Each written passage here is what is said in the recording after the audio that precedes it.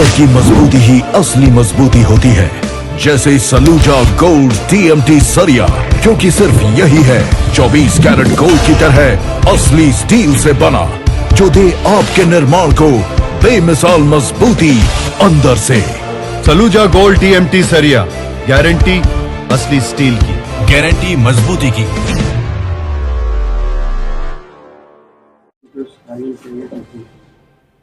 सबसे पहले आप सभी लोगों को हम पार्टी की ओर से, पार्टी केंद्रीय कमेटी की ओर से हार्दिक अभिनंदन करते हैं। आप मीडिया के लोग हैं, आप लोगों को पता है कि सीवान जिले के बरहड़िया पुरानी बाजार में 4 दिन पहले महावीरी अखाड़ा जुलूस में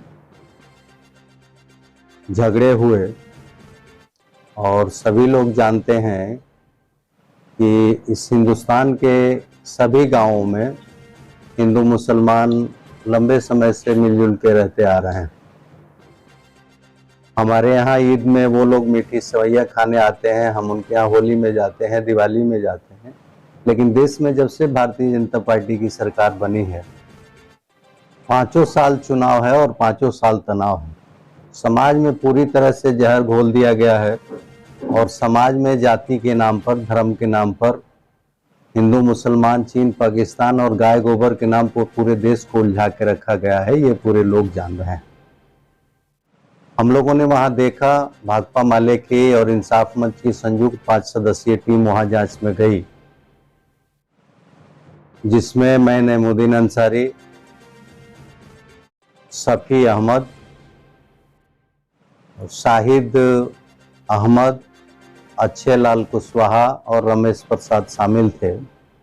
हम लोगों ने वहां देखा कि घटना के बाद रैपिड एक्शन फोर्स उतारी गई है और जहां घटना हुई है तो जांच पड़ताल में हमने दोनों समुदाय के लोगों से बातें की। तो लोगों ने बताया कि पहले सिर्फ बड़हरिया पुरानी बाजार के लोग जुलूस लेके जाते थे, इस बार चाड़ी, चौकी, बहादुरपुर, कौन एक ब्राह्मण टोली है, तमाम लोगों ने संगठित रूप से और बड़ा आक्रामक जुलूस निकाला। लेकिन सुरक्षा इंतजाम के नाम पर थाने के 5 होमगार्ड जवान थे। उन्होंने कहा कि असर की नमाज के बाद आप लोग निकलिए, जो 3 बजे या 5 बजे वाली समय के हिसाब से बदलती रहती, नमाज के बाद निकलिए। तो होमगार्ड को धक्का मुक्की दे के, जुलूस काफी आक्रामक था, वो लोग आगे बढ़ गए और 20-25 की संख्या में नमाजी थे और वहां मस्जिद के गेट पे जाके लोग पीटने लगे, जय श्री राम, बजरंग बली और तमाम तरह के आक्रामक नारे लगाए गए और पीटपाट हुआ। कुछ डर से जो नौजवान थे वो मस्जिद की बाउंड्री टप के भाग गए और 10 जो बूढ़े बुजुर्ग नमाजी थे वो बच गए और एक इमाम जो नमाज पढ़ाते हैं। उसके बाद पुलिस आई, पुलिस ने रोकने की कोशिश की लेकिन उसका कोशिश नाकाम रहा और लोगों ने एक दवा की दुकान को लूट लिया, जिसमें 50 लाख की संपत्ति लोग, बड़ी दवा की दुकान थी, एक जनरल स्टोर की दुकान थी, जिसको लूट के पाट के बाद आग के हवाले कर दिया जाए। पूरी तरह से आप लोग गए होंगे, देखे होंगे, जला दी गई है। ये पूरी घटना रही और लोगों ने बताया कि हम लोग डर से उसमें जुमे की नमाज, बृहस्पतिवार की ये घटना है, नहीं जा रहे थे। लेकिन कोई मुखिया है नसीम, उन्होंने थाना प्रभारी महोदय से बात करके उसमें लोग नमाज पढ़ने गए। लेकिन आज भी 5 वक्त की नमाज नहीं हो रही है, लोग दहशत में हैं।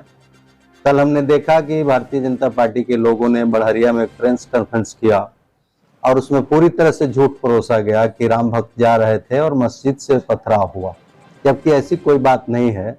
वहां नगर पंचायत का चुनाव होने वाला है, कुछ RSS के लोग हैं, उनके स्लीपर सेल के लोग हैं, बजरंग दल के लोग हैं। उन लोगों ने सचेतन उस चुनाव में हिंदू मुसलमान करके वोट पोलराइजेशन करने की कोशिश की और वहां जो आपसी भाईचारा है, शांति सौहार्द है, उसको बिगाड़ने का काम किया है।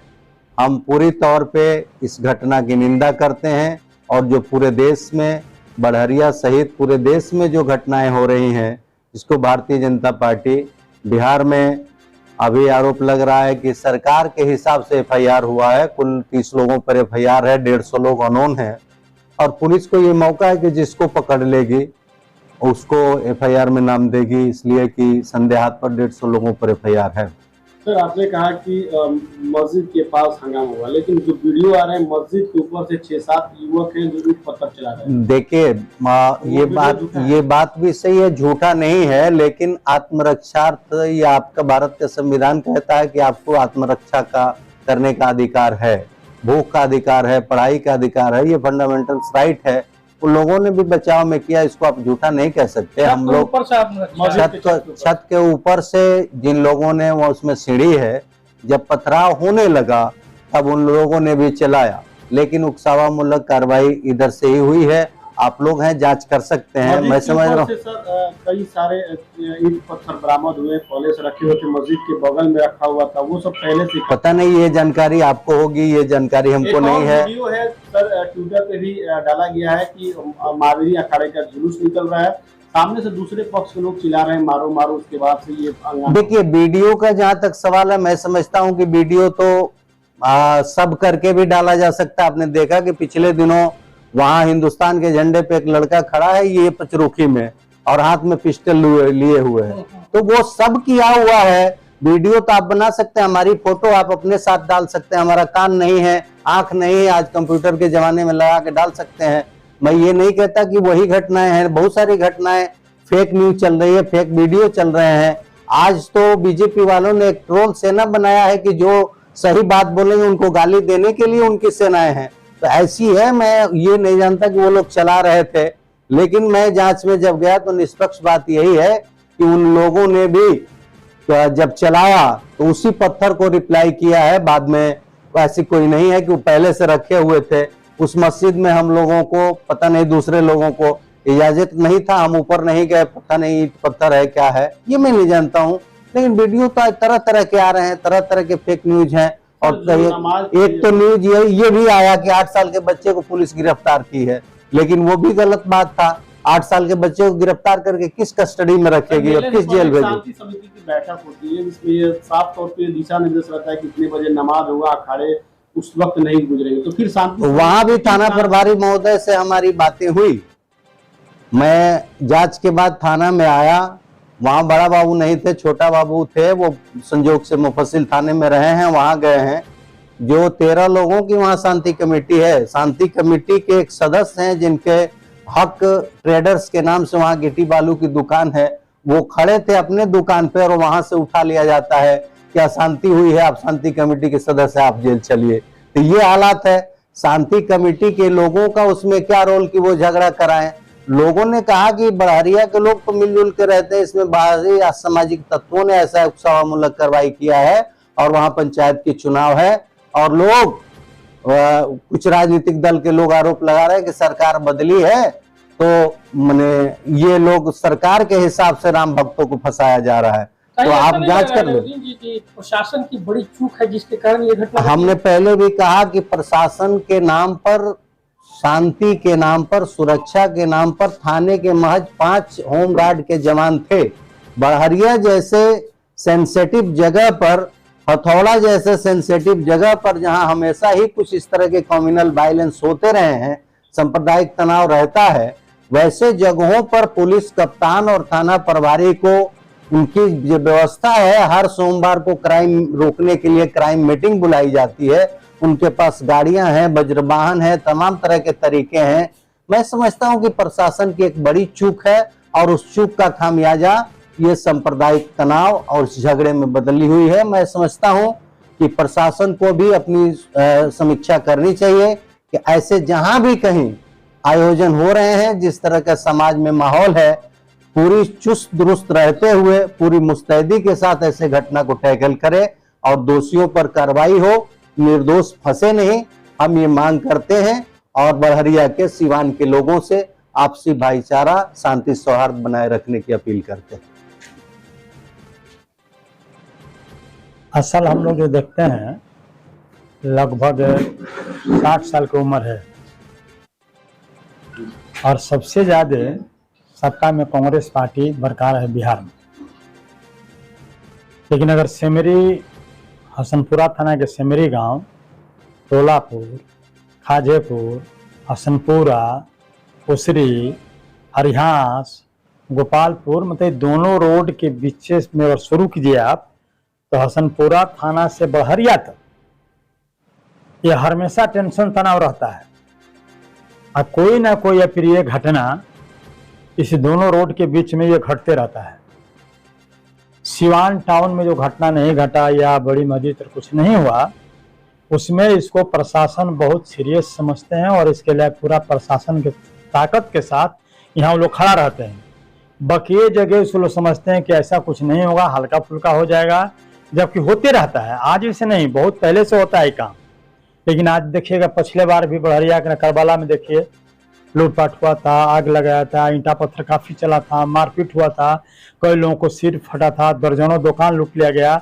लेकिन इस घटना से जो प्रशासन को, सरकार को समझना चाहिए कि कितना ताकत के साथ हमको वहाँ लगना है, उसमें प्रशासन से भयंकर भूल है और यह भूल सदा होते रहेगा। यह अभी भी इसको ठीक करने को तैयार नहीं है।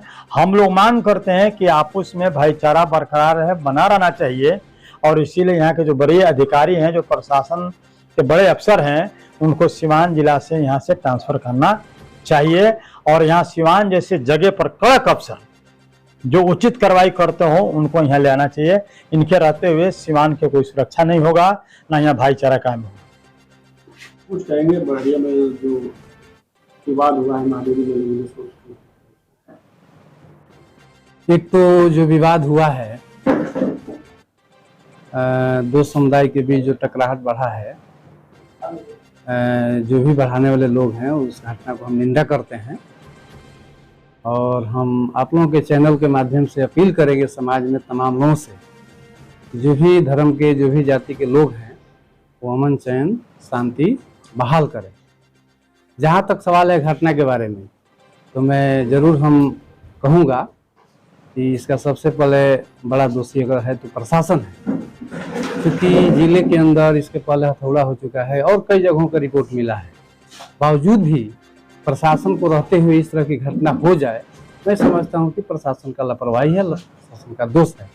इसीलिए इस सवाल पर हमारी पार्टी ने यहाँ के एसपी और डीएम को तबादला की मांग करती है, बाहर करने की मांग करती है और इसको लेकर के हम समाज के लोगों से अपील करेंगे कि शांति बहाल हो। और इसी को लेकर के हमारी पार्टी ने कल 12 तारीख को जिले के लेवल पर जिला मुख्यालय में एक शांति मार्च का भी आयोजन कर रही है।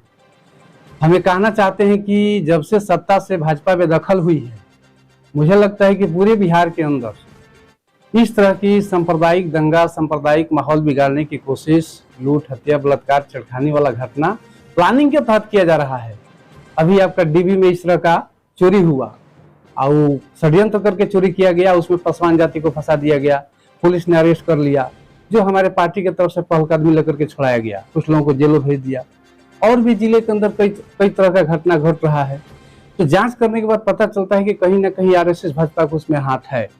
इसलिए मुझे लगता है कि सत्ता से बेदखल होने के बाद भाजपा ने बौखलाई है और पूरे बिहार के अंदर अमन चैन और भाईचारा जो है, सांप्रदायिक सौहार्द बिगाड़ने की कोशिश भी लगातार कर रही है। अभिनाथ जी, आप कह रहे हैं कि भाजपा सत्ता से बेदखल हो गई है, इसलिए इस तरह का सांप्रदायिक बात हो रहा है। जब भाजपा साथ में थी तो इसी इलाके में या हथौड़ा हो या बड़हरिया हो, इस तरह का कांड हमेशा होते रहा है। चाहे किसी का सत्ता हो, घटना हो जाती है। तो कहीं ना कहीं प्रशासन तो दोषी है ना इसके लिए। बिल्कुल बात सही है। सत्ता से तो कोई मतलब है नहीं इसको। पहले भी होता था और आज भी हो रहा है, लेकिन आज जो हो रहा है उसका संदर्भ यह है कि किसी तरह से महागठबंधन सरकार को बदनाम किया जाए और सचेत प्लानिंग के तहत इसको उस्काया जा रहा है। प्रशासन इसका दोषी है, ये बात हम मानते हैं। निश्चित तौर पर यहाँ की जो एसपी हैं, डीएम है, वरीय पदाधिकारी हैं, अगर आए दिन लगातार इस तरह की घटना घट रहा है तो इस पर मजबूती के साथ एक समझाना चाहिए जो ऐसा नहीं हुआ। इसलिए निश्चित तौर पर सत्ता जिसकी भी हो, लेकिन भूमिका प्रशासन को होना चाहिए। प्रशासन का भूमिका बहुत ही गौण रहा है, इसीलिए प्रशासन को हम लोग दोषी मानते हैं और उकसाने का काम हमारे से भाजपा को समझते हैं। और इसलिए हम लोग जिले के जिले से मांग करते हैं कि एसपी और डीएम के यहाँ से तबादला पहले किया कौन जाए। उसका था सर? आज तो भाजपा उसका रही है। पहले सत्ता में भाजपा था, भाजपा के जरिए ही हो रहा था। पहले भी जो हुआ उसका भी रिकॉर्ड निकालिएगा तो कहीं ना कहीं उनका हाथ है। गहराई में जो जांच पड़ताल कीजिएगा तो इस तरह का दृश्य सामने आ रहा है। आवाज बेदखल हुआ है तो और ज्यादा बौखला गई है। ऐसी बात नहीं है कि जो पहले जो हो रहा था दूसरा कोई कर रहा था, यही लोग कर रहे थे। आज जो सत्ता से बाहर हो गए हैं तो बौखला करके इस तरह की कार्रवाई कर रहे हैं कि और ज्यादा जो है समाज में तना बना जो है सांप्रदायिक सौहार्द उसको बिगड़ा जाए। इसीलिए मुझे लगता है कि इन लोगों का साजिश है और इसका दोषी प्रशासन है।